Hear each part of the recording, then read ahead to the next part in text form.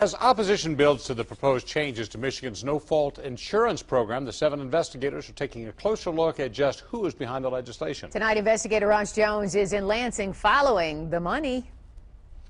The changes to Michigan's no-fault auto insurance have flown through the Senate and are now being considered by the House. But are lawmakers fast-tracking the bills to please you and me, or just the people financing their campaigns? Lawmakers say the proposed changes will make auto insurance more affordable statewide, and that's good news for consumers, especially those in Detroit, paying an average of $5,000 per year.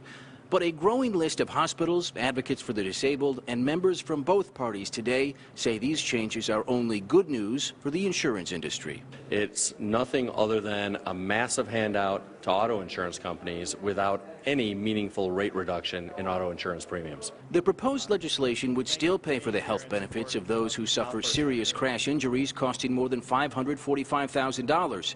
But the bill would put limits on how much insurance companies will have to reimburse for certain services. The providers that end up caring for people that get the most severe injuries, like brain injuries and spinal cord injuries, as it's currently written, the reimbursement would be drastically cut at that level of care. The changes being pushed through Lansing are the work of Republican lawmakers, many of whom have benefited nicely from the insurance industry's campaign cash. Take a look.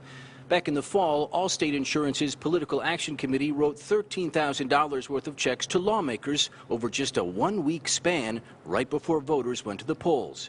The Political Action Committee, Friends of Farmers Insurance, has been friends to a lot of lawmakers. As last November's election grew closer, they showered Republicans and some Democrats with more than $31,000 in cash, given in just 1 month's time.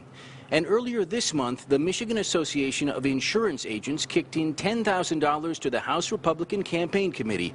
Only days later, House Republicans took up the no-fault bill.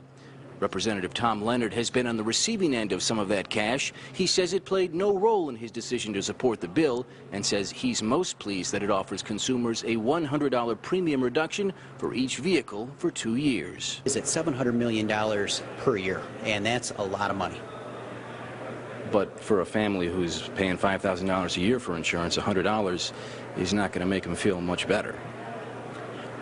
Again, $700 per year is what it is, or $700 million per year.